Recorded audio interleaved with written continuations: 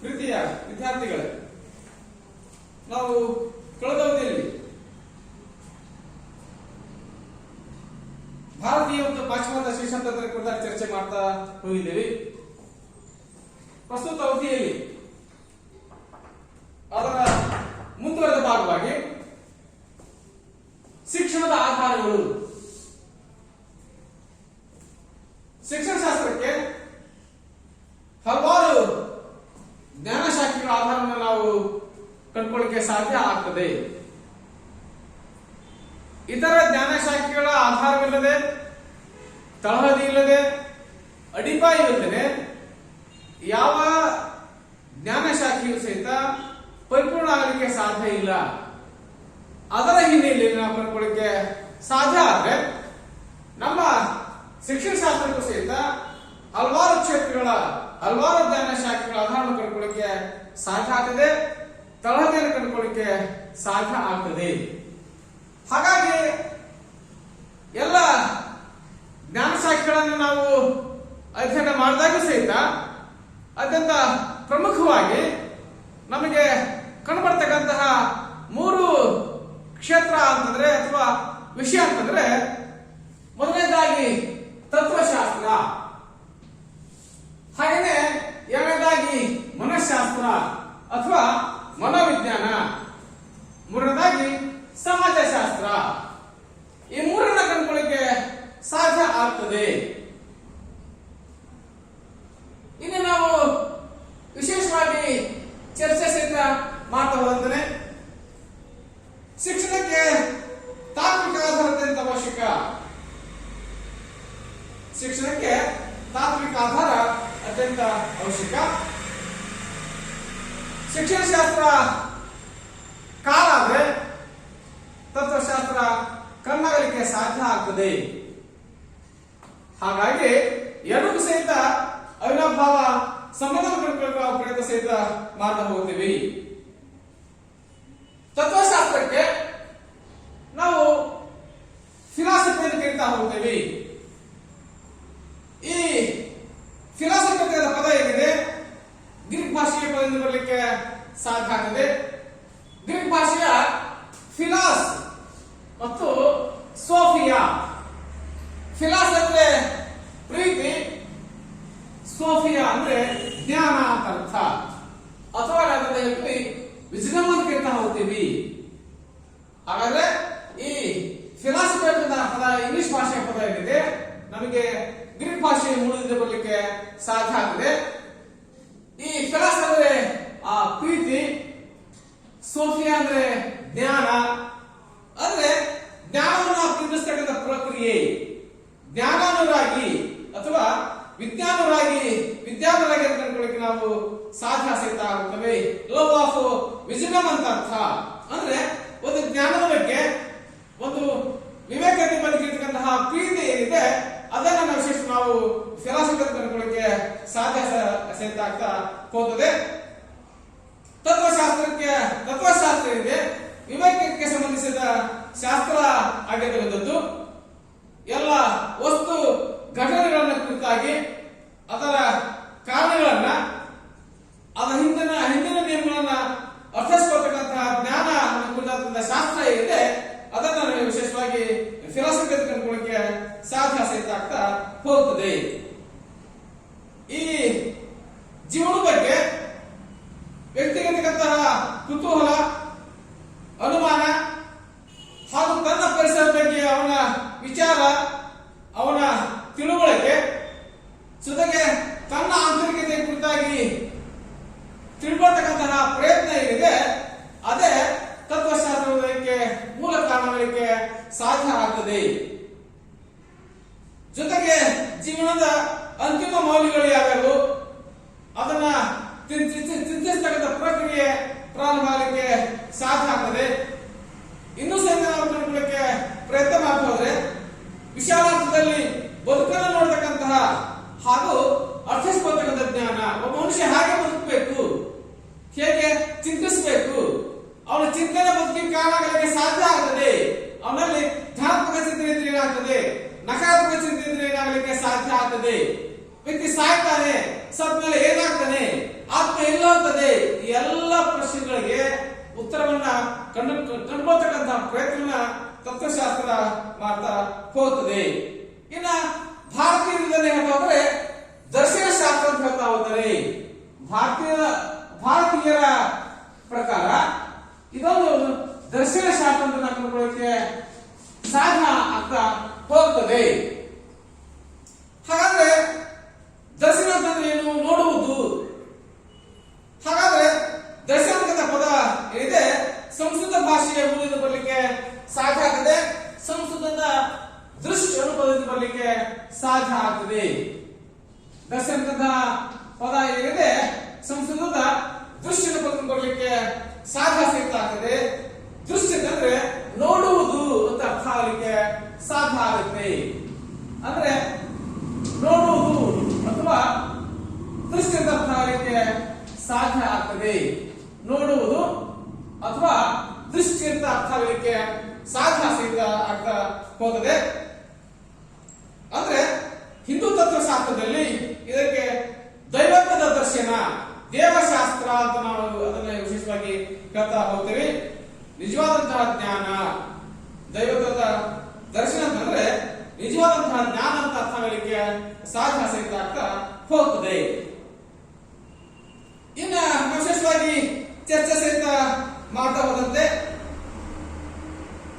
ತತ್ವಶಾಸ್ತ್ರ ಹಲವಾರು ಸಮಸ್ಯೆಗಳಿಗೆ ಉತ್ತರವನ್ನ ಹುಡುಕತಕ್ಕಂಥ ಕೆಲಸವನ್ನು ಮಾಡ್ತಾ ಹೋಗ್ತದೆ. ಸತ್ಯದ ಶೋಧನೆಯ ತತ್ವಶಾಸ್ತ್ರ ಮಾಡ್ತಾ ಹೋಗ್ತದೆ. ಅದಕ್ಕೆ ಹೇಳ್ತಾ ಹೋಗ್ತಾರೆ philosophy is the all mother of sciences ಅಂತ.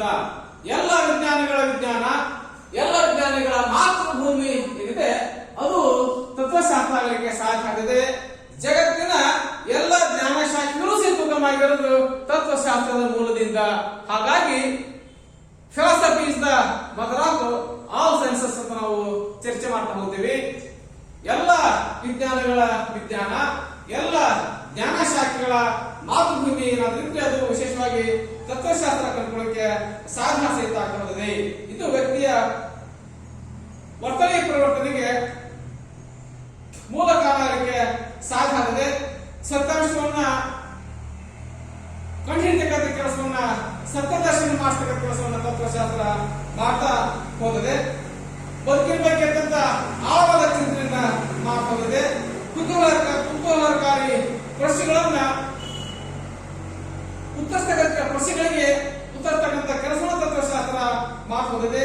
ಜಗತ್ತು ಅಂದ್ರೆ ಏನು, ಜಗತ್ತಿನ ಅಂತಿಮ ಗುರಿಗಳೇನು, ಜೊತೆಗೆ ಈ ಜಗತ್ತಿನಲ್ಲಿ ಮಾನವನ ಸ್ಥಾನಮಾನ ಏನು, ವಿಶ್ವದ ಸೃಷ್ಟಿಗೆ ಕಾರಣ ಏನು, ವಿಶ್ವದಲ್ಲಿ ಸತ್ಯ ಅಂದ್ರೆ ಏನು, ಮನುಷ್ಯ ಹುಟ್ಟಿದವನು ಸಾಯ್ತಾನೆ, ಸತ್ ಮೇಲೆ ಏನಾಗ್ತಾನೆ, ಜೊತೆಗೆ ಸತ್ ಮೇಲೆ ಅವನ ಆತ್ಮ ಏನಾಗ್ತದೆ, ಈ ಎಲ್ಲ ಪ್ರಶ್ನೆಗಳಿಗೆ ಉತ್ತರವನ್ನ ಕಂಡುಕೊಳ್ತಕ್ಕಂಥ ಕೆಲಸವನ್ನ ತತ್ವಶಾಸ್ತ್ರ ಮಾಡ್ತಾ ಹೋಗ್ತದೆ. ಇನ್ನ ತತ್ವಶಾಸ್ತ್ರದ ಅರ್ಥ ಕಂಡುಕೊಳ್ಳಕ್ಕೆ ಸಾಧ್ಯ ಅಂದ್ರೆ ತತ್ವಶಾಸ್ತ್ರದ ಅರ್ಥ. ತತ್ವಶಾಸ್ತ್ರವು ವಿವೇಕದ ಹಾಗೂ ಸತ್ಯಾಂಶದ ಅಧ್ಯಯನ ಶಾಸ್ತ್ರ ಕಂಡುಕೊಳ್ಳಕ್ಕೆ ಸಾಧ್ಯ ಆಗಿದೆ.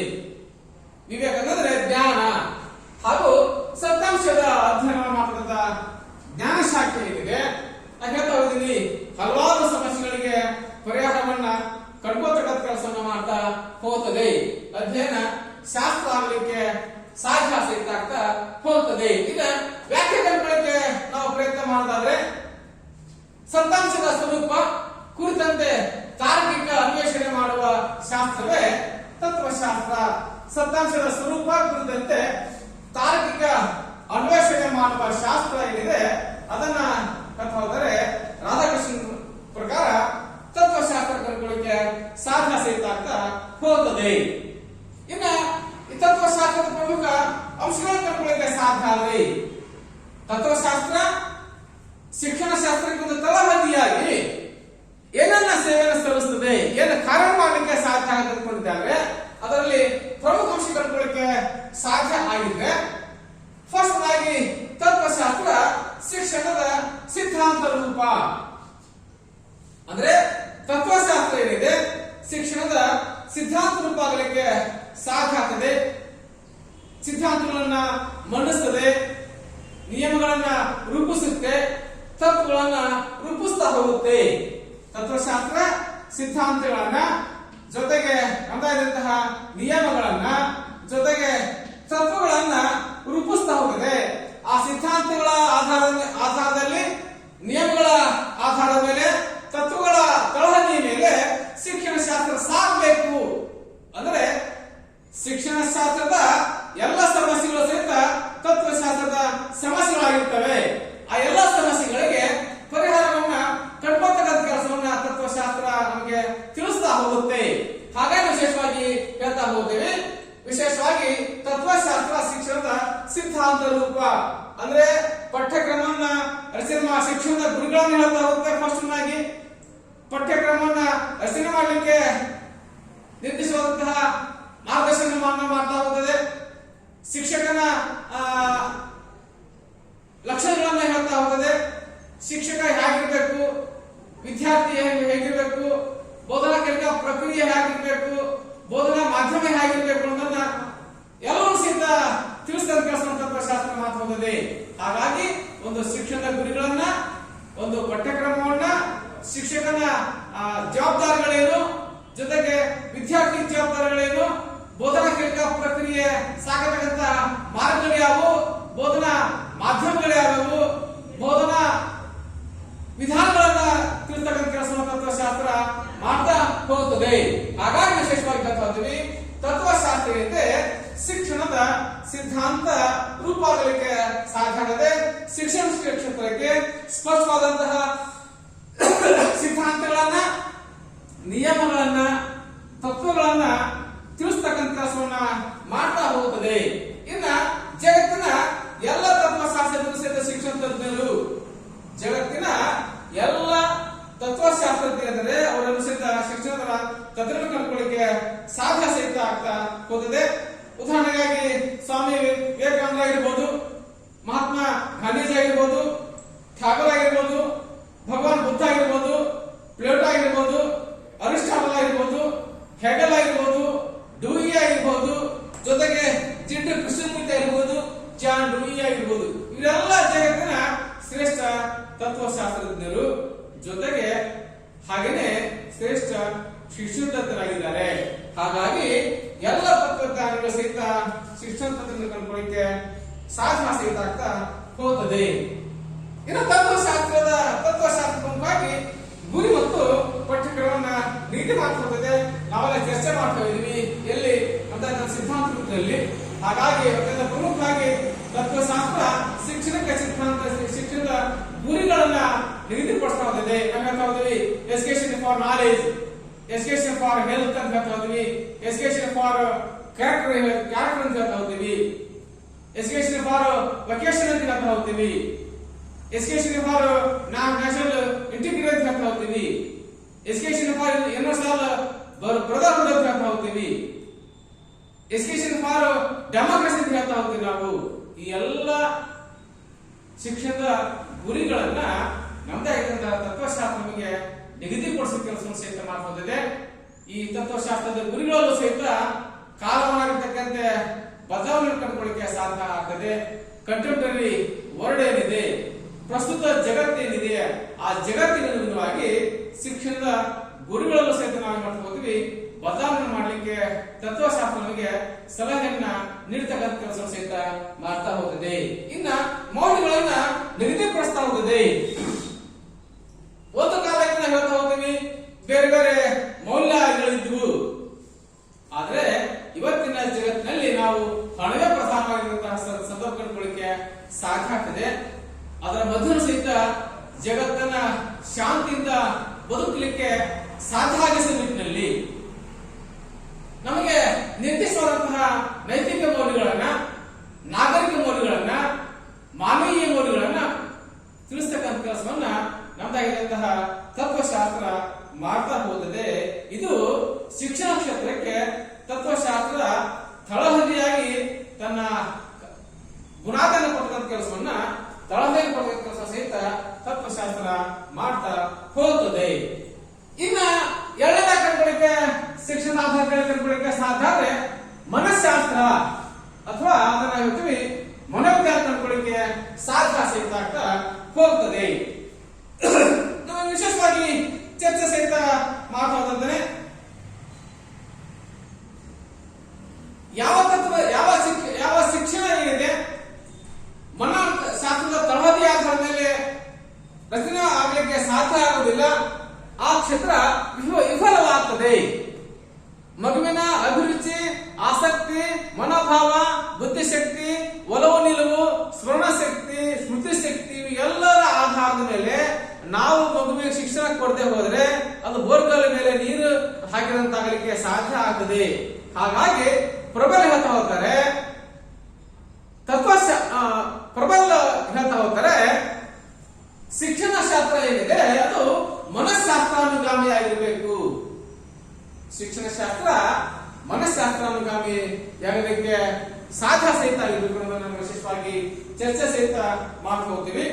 ಹಾಗಾಗಿ ತತ್ವಶಾಸ್ತ್ರದ ತಳಹದಿ ಇಲ್ಲಾದ್ರೆ ಯಾವುದೇ ಕಾರಣಕ್ಕೂ ಸಹಿತ ನಾವು ಶಿಕ್ಷಣ ಶಾಸ್ತ್ರವನ್ನು ಕಂಡುಕೊಳ್ಳಿಕ್ಕೆ ಸಾಧ್ಯ ಆಗುದಿಲ್ಲ. ಕಷ್ಟಾವಧಿ ಹೇಳ್ತಾ ಹೋದರೆ ಶಿಕ್ಷಣ ಮನಃಶಾಸ್ತ್ರಾನುಗಾಮಿಯಾಗಿರ್ಬೇಕು. ಮನಃಶಾಸ್ತ್ರದ ತಳಹದಿ ಮೇಲೆ ಶಿಕ್ಷಣವನ್ನ ಕಟ್ಟಲ್ಪಡಲಿಕ್ಕೆ ಅಥವಾ ರಚನೆ ಮಾಡಲಿಕ್ಕೆ ಸಾಧ್ಯ ಸಹಿತ ಇರಬೇಕು. ಅಂದ್ಕೊಂಡು ಮಾತ್ರ ಶಿಕ್ಷಣ ತಾನು ಇಟ್ಕೊಂಡಂತ ಗುರಿಗಳನ್ನು ಮುಟ್ಲಿಕ್ಕೆ ಸಾಧ್ಯ ಆಗ್ತದೆ. ಆ ಗುರುಗಳನ್ನು ಮುಟ್ಲಿಕ್ಕೆ ಸಫಲ ಆಗದ ಮಾತನ್ನ ಅಂತಹ ಏನು ಸಾಕಷ್ಟು ಮನೋವಿಜ್ಞಾನ ಸಹಿತ ಮಾಡ್ಬೋದರೆ. ಹಾಗಿದ್ದರೆ ಮನಃಶಾಸ್ತ್ರಕ್ಕೆ ಇಂಗ್ಲಿಷ್ ಅಲ್ಲಿ ಹೇಳ್ತಾ ಹೋದ್ರೆ ನಾವು ಸೈಕಾಲಜಿ ಅಂತ ಹೇಳ್ತಾ ಹೋಗ್ತೀವಿ. ನಾವು ಮನಃಶಾಸ್ತ್ರಕ್ಕೆ ನಾವು ಹೇಳ್ತಾ ಹೋಗ್ತೀವಿ ಸೈಕಾಲಜಿ ಕಂಡುಕೊಳ್ಳಕ್ಕೆ ಸಾಧ್ಯ ಆಗ್ತದೆ. ಸೈಖ್ಯ ಅಂದ್ರೆ ಆತ್ಮ, ಲೋಗಸ್ ಅಂದ್ರೆ ಅಧ್ಯಯನ. ಹಾಗಾದ್ರೆ ಈ ಸೈಕಾಲಜಿ ಅನ್ನತಕ್ಕಂಥ ಇಂಗ್ಲಿಷ್ ಭಾಷೆ ಪದ ಏನಿದೆ ನಮಗೆ ಗ್ರೀಕ್ ಭಾಷೆಯ ಪದ ಕೊಡ್ಲಿಕ್ಕೆ ಸಾಧ್ಯ ಆಗ್ತದೆ. ಹಾಗಿದ್ದಾದ್ರೆ ಈ ಸೈಕಾಲಜಿ ಅಂತಕ್ಕಂಥ ಇಂಗ್ಲಿಷ್ ಭಾಷೆಯ ಪದ ಏನಿದೆ ನಮಗೆ ಗ್ರೀಕ್ ಭಾಷೆ ಬರಲಿಕ್ಕೆ ಸಾಧ್ಯ ಆಗ್ತದೆ. ಗ್ರೀಕ್ ಭಾಷೆಯ ಸೈಖ್ಯೆ ಮತ್ತು ಲೋಗಸ್ ಅಂತಕ್ಕಂಥ ಎರಡು ಪದಗಳನ್ನು ಬರಲಿಕ್ಕೆ ಸಾಧ್ಯ ಆಗ್ತದೆ. ಹಾಗಾದ್ರೆ ನಮ್ದಾದಂತಹ ಸೈಖ್ಯೆ ಅಂದ್ರೆ ಆತ್ಮ, ಲೋಗಸ್ ಅಂದ್ರೆ ಅಧ್ಯಯನ. ಹಾಗಿದ್ದಾದ್ರೆ ಆತ್ಮದ ಅಧ್ಯಯನ, ಆತ್ಮದಲ್ಲಿ ಇಲ್ಲಿ ನಾವು ವಿಶೇಷವಾಗಿ ಕಲ್ತಾ ಹೋಗ್ತೀವಿ ಮನಸ್ಸು ಅಂತ. ಯಾಕಂದ್ರೆ ಆತ್ಮನ ಕಣ್ಣು ಕಾಣಲಿಕ್ಕೆ ಸಾಧ್ಯ ಆಗುದಿಲ್ಲ. ನಾವು ಮನಸ್ಸನ್ನು ಕಂಡುಕೊಳ್ಳಿಕ್ಕೆ ನಾವು ವಿಶೇಷವಾದಂತಹ ಪ್ರಯತ್ನ ಸಹಿತ ನಾವು ಮಾಡ್ತಾ ಹೋಗ್ತೀವಿ. ಹಾಗಾದ್ರೆ ಮನಸ್ಸನ್ನು ಕುರಿತಾಗಿ ಅಧ್ಯಯನ ಮಾಡತಕ್ಕಂಥ ಶಾಸ್ತ್ರ ಏನಿದೆ ಅದನ್ನ ವಿಶೇಷವಾಗಿ ಮನೋವಿಜ್ಞಾನ ಅಥವಾ ಸೈಕಾಲಜಿ ಕಂಡುಕೊಳ್ಳಿಕ್ಕೆ ನಾವು ವಿಶೇಷವಾದಂತಹ ಪ್ರಯತ್ನ ಸಹಿತ ನಾವು ಮಾಡ್ತಾ ಹೋಗ್ತೀವಿ. Psychology is the study of soul ಅಂತ ಹೇಳ್ತಾ ಹೋಗ್ತೀವಿ. ಆತ್ಮವನ್ನು ಕುರಿತು ಅಧ್ಯಯನ ಮಾಡತಕ್ಕಂಥ ಶಾಸ್ತ್ರ ಏನಿದೆ ಅದನ್ನ ನಾವು ವಿಶೇಷವಾಗಿ ಮನಃಶಾಸ್ತ್ರ ಅಂತ ಕಂಡುಕೊಳ್ಳಿಕ್ಕೆ ಸಾಧ್ಯ ಸಹಿತ ಆಗ್ತಾ ಹೋಗ್ತದೆ.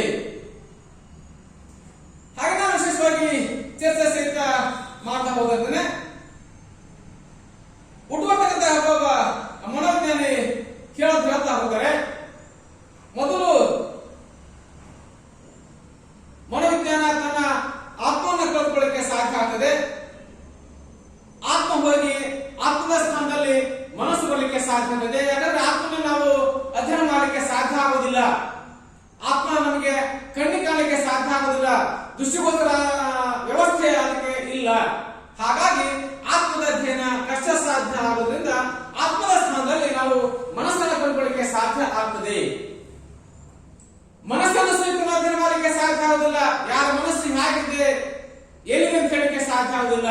ಅದು ಸಹಿತ ಅಧ್ಯಯನಕ್ಕೆ ನಿರುಪಲಾದ ವಿಷಯ ಆಗಿರೋದ್ರಿಂದ ಆತ್ಮದ ಸ್ಥಾನದಲ್ಲಿ ಮನಸ್ಸು ಬರಲಿಕ್ಕೆ ಸಾಧ್ಯ ಸಹಿತ ಆಗ್ತದೆ.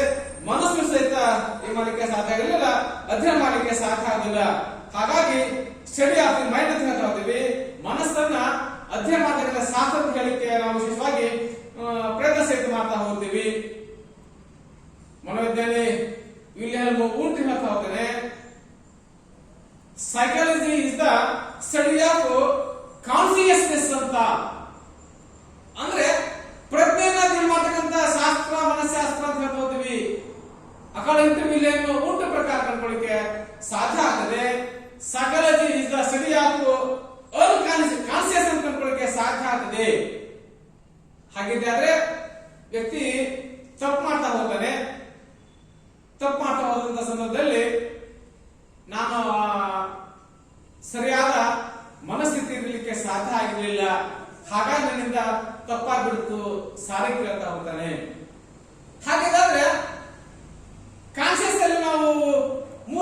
ಕಂಡುಕೊಳ್ಳಕ್ಕೆ ಸಾಧ್ಯ ಆಗ್ತದೆ.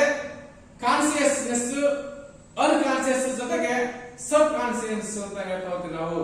ಹಾಗಾದ್ರೆ ಯಾವ ವ್ಯಕ್ತಿ ಯಾವ ಕಾನ್ಸಿಯಸ್ ಅಂತ ಹೇಳಿಕೆ ಸಹಿತ ಕಷ್ಟ ಸಾಧ್ಯ ಆಗ್ತಾ ಹೋಗುತ್ತೆ. ಅವನೇನು ಕಾನ್ಸಿಯಸ್ ಇರ್ತಾನೋ ಅಥವಾ ಅನ್ಕಾನ್ಸಿಯಸ್ ಇರ್ತಾನೋ ಅಥವಾ ಸಬ್ ಕಾನ್ಸಿಯಸ್ ಇದನ್ನು ಹೇಳಿಕೆ ಕಷ್ಟ ಸಾಧ್ಯ. ಹಾಗಾಗಿ ಕಾನ್ಸಿಯಸ್ ಅನ್ನ ಅಂದ್ರೆ ಪ್ರಜ್ಞಾನುಭವಗಳ ಅಧ್ಯಯನವನ್ನು ಮಾಡಲಿಕ್ಕೆ ಸಾಧ್ಯ ಇಲ್ಲ ಅನ್ನೋದನ್ನ ನಾವು ವಿಶೇಷವಾಗಿ ಚರ್ಚೆ ಸಹಿತ ಮಾಡ್ತಾ ಹೋಗ್ತೀವಿ. ಕೊನೆಗೆ ಹೇಳ್ತಾ ಹೋಗ್ತಾರೆ, ಉಡ್ವರ್ತ್ ಹೇಳ್ತಾ ಹೋಗ್ತಾರೆ, ಇದು ಆತ್ಮದ ಅಧ್ಯಯನ ಸಹಿತ ಅಲ್ಲ, ಇದು ಮನಸ್ಸಿನ ಅಧ್ಯಯನ ಸಹಿತ ಅಲ್ಲ, ಇದು ಪ್ರಜ್ಞೆಯ ಅಧ್ಯಯನ ಸಹಿತ ಅಲ್ಲ, ಇದು ವರ್ತನೆಯ ಅಧ್ಯಯನ. ನಮ್ದಾದಂತಹ ಮನೋವಿಜ್ಞಾನಿ ಬಿಹೇವಿಯರ್ ವರ್ತನಶಾಸ್ತ್ರ ಮನೋವಿಜ್ಞಾನಿ ಹೇಳ್ತಾ ಹೋಗ್ತಾರೆ, ಇದು ವರ್ತನಶಾಸ್ತ್ರ.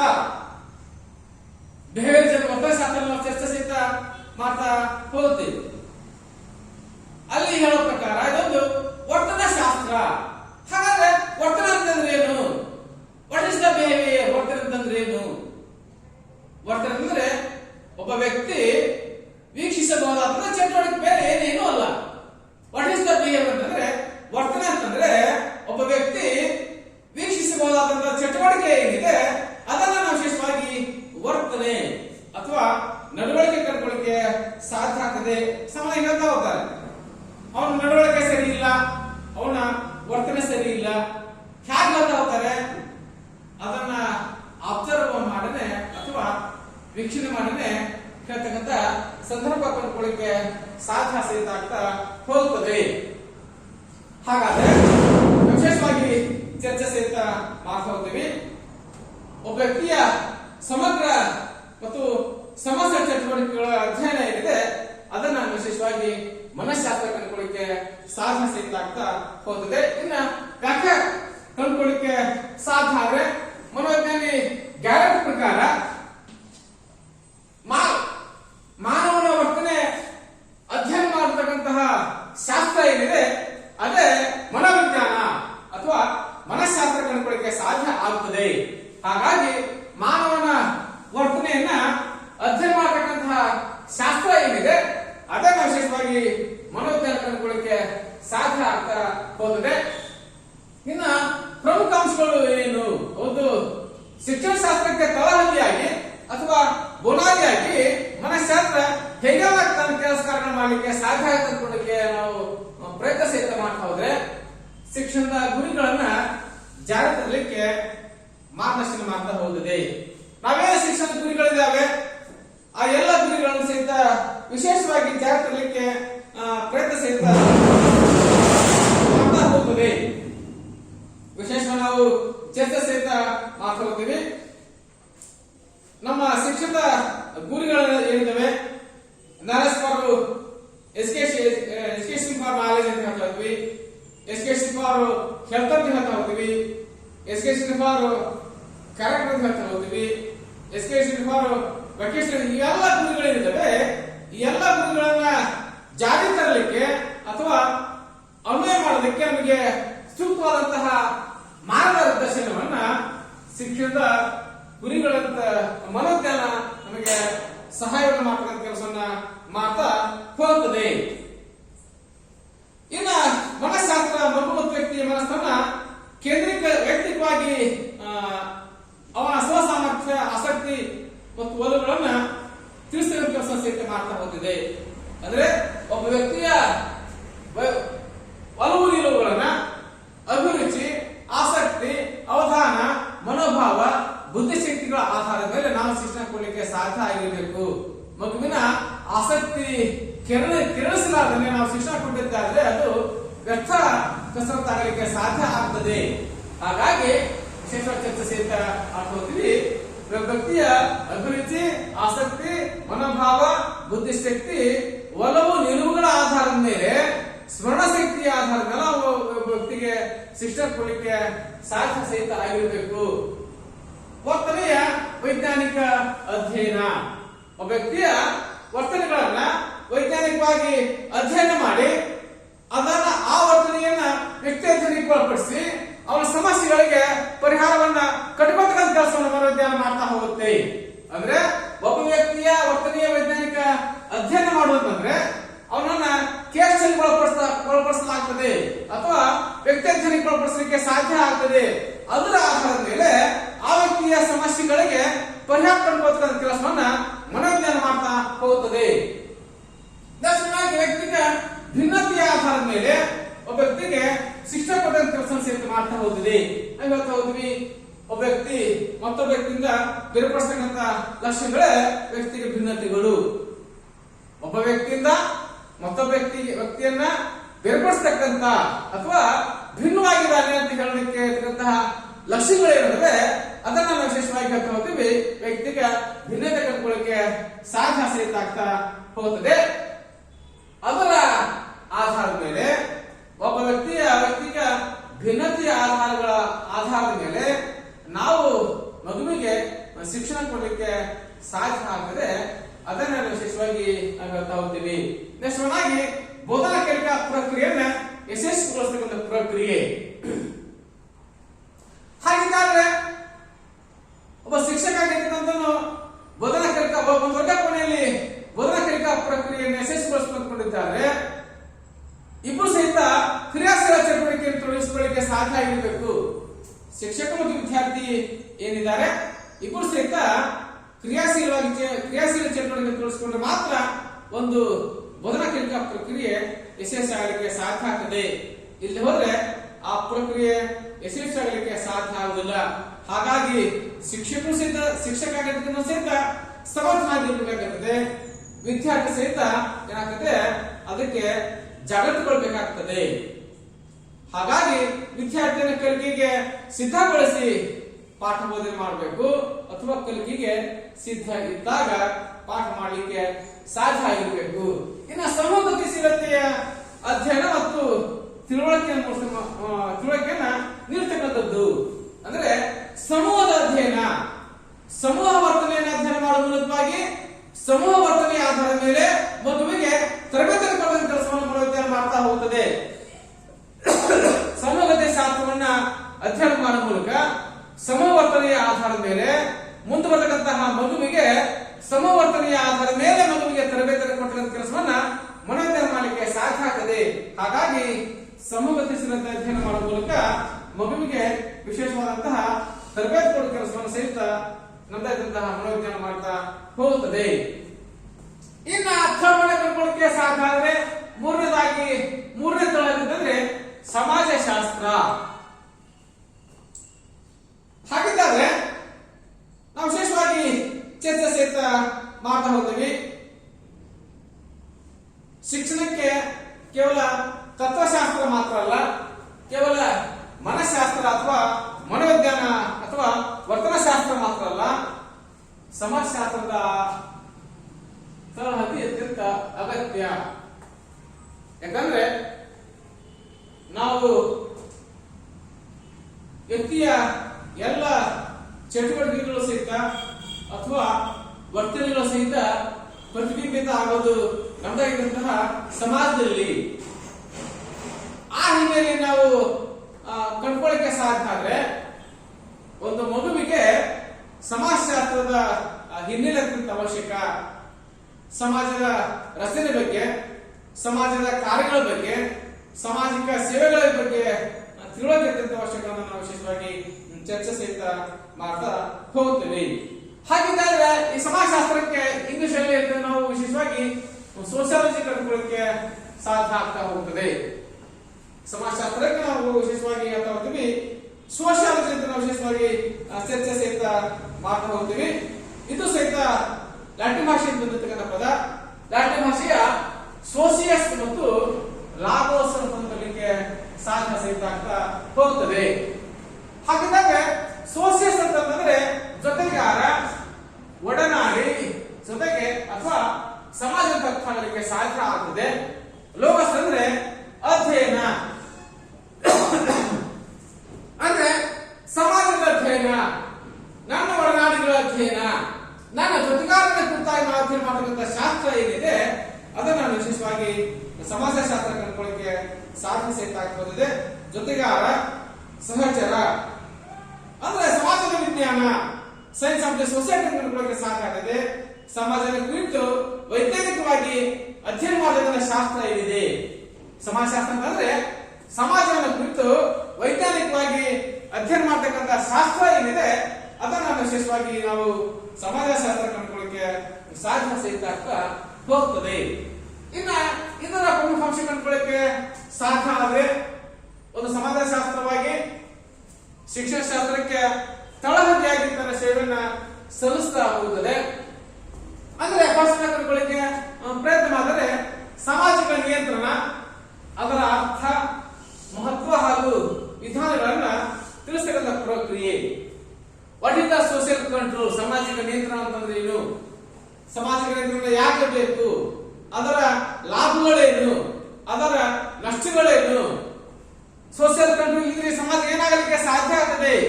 ಅದಕ್ಕೆ ನಿರ್ದಿಷ್ಟವಾದ ನಿಯಮಗಳು ಯಾವಿದಾವೆ? ಹಾಗಾಗಿ ಸಮಾಜಶಾಸ್ತ್ರ ನೈತಿಕ ನಿಯಮಗಳನ್ನು ರೂಪಿಸಿ ಈ ನಾಗರಿಕ ಸಮಾಜಕ್ಕೆ ಕೊಡ್ತಕ್ಕಂಥ ಕೆಲಸವನ್ನು ಮಾಡ್ತಾ ಹೋಗುತ್ತದೆ. ಹಾಗಾಗಿ ಸಾಮಾಜಿಕ ನಿಯಂತ್ರಣ, ಅದರ ಅರ್ಥ ಮತ್ತು ಮಹತ್ವವನ್ನು ತಿಳಿಸ್ತಕ್ಕಂಥ ಕೆಲಸವನ್ನು ಸಹಿತ ಸಮಾಜಶಾಸ್ತ್ರ ಮಾಡ್ತಾ ಹೋಗುತ್ತದೆ. ನೆಕ್ಸ್ಟ್ ಕಂಡುಕೊಳ್ಳಿಕ್ಕೆ ಸಾಧ್ಯ ಆದ್ರೆ ಸಾಮಾಜಿಕ ಪರಿವರ್ತನೆಯ ಅಧ್ಯಯನ ಮತ್ತು ಮಾಹಿತಿ ನೀಡತಕ್ಕಂಥ ಪ್ರಕ್ರಿಯೆ. ಅಂದ್ರೆ ಸಮಾಜ ನಿತ್ಯರಾಗಲಿಕ್ಕೆ ಸಾಧ್ಯ ಆಗುವುದಿಲ್ಲ, ಅದು ನಿರಂತರ ಇರತಕ್ಕಂತಹ ಗಂಗೆ ಅಥವಾ ನಿರ್ಣಯ ಕಂಡುಕೊಳ್ಳಿಕ್ಕೆ ಸಾಧ್ಯ ಆಗ್ತದೆ. ಸಮಾಜ ನಿತ್ಯ ಪರಿವರ್ತನಶೀಲತೆ ಕಂಡುಕೊಳ್ಳಿಕ್ಕೆ ಸಾಧ್ಯ ಆಗ್ತದೆ. ಅದು ಸಹಿತ ಅದರ ಅಧ್ಯಯನ ಮಾಡುವಂತಹ ಪ್ರಕ್ರಿಯೆ ಜೊತೆಗೆ ಅದರ ಮಾಹಿತಿ ನೀಡುವಂತಹ ಪ್ರಕ್ರಿಯೆಯನ್ನ ನಮ್ಮದಾದಂತಹ ಸಮಾಜಶಾಸ್ತ್ರ ನಮಗೆ ವಿಶೇಷವಾಗಿ ಕೊಟ್ಟಂತ ಕೆಲಸವನ್ನು ಮಾಡ್ತಾ ಹೋಗುತ್ತದೆ. ಸಾಮಾಜಿಕ ವ್ಯವಸ್ಥೆಯ ಅಧ್ಯಯನ ಮತ್ತು ಸೋಷಿಯಲ್ ಸಿಸ್ಟಮ್ ಏನಿದೆ, ಸಾಮಾಜಿಕ ವ್ಯವಸ್ಥೆ ಏನಿದೆ ಅದರ ಕುರಿತಾಗಿ ಅಧ್ಯಯನ ಮಾಡಿ ಅದರ ಜ್ಞಾನವನ್ನ, ಅದರ ಮಹತ್ವವನ್ನ ಆ ಮಗುವಿಗೆ ತಿಳಿಸ್ತಕ್ಕ ಕೆಲಸವನ್ನ ಸಮಾಜಶಾಸ್ತ್ರ ಮಾಡ್ತಾ ಹೋಗುತ್ತದೆ. ತಾತ್ವಿಕ ವಿಚಾರ ಮತ್ತು ನಿಯಮಗಳನ್ನು ನಿರೂಪಿಸಿ ಸಾಮಾಜಿಕ ಹಿನ್ನೆಲೆಗಳನ್ನ ಜಾರಿಗೆ ತರಲು ಮಾರ್ಗದರ್ಶನವನ್ನು ನೀಡುವುದು. ಅಂದ್ರೆ ತಾತ್ವಿಕ ವಿಚಾರಗಳನ್ನ ಮತ್ತು ನಿಯಮಗಳನ್ನ ನಿರೂಪಿಸತಕ್ಕಂಥ ಕೆಲಸವನ್ನ, ಸಾಮಾಜಿಕ ಹಿನ್ನೆಲೆಯಲ್ಲಿ ಅವುಗಳನ್ನ ಜಾರಿ ತರಲಿಕ್ಕೆ ಮಾರ್ಗದರ್ಶನ ನೀಡತಕ್ಕಂಥ ಪ್ರಕ್ರಿಯೆಯನ್ನ ಏನಿದೆ ಅದನ್ನು ಸಹಿತ ಸಮಾಜಶಾಸ್ತ್ರ ನಮಗೆ ತಳಹದಿನ ಕೊಡುವಂತ ಕೆಲಸ ಸಹಿತ ಮಾಡ್ತಾ ಹೋಗುತ್ತದೆ. ಎಲ್ಲರಿಗೂ ಧನ್ಯವಾದ.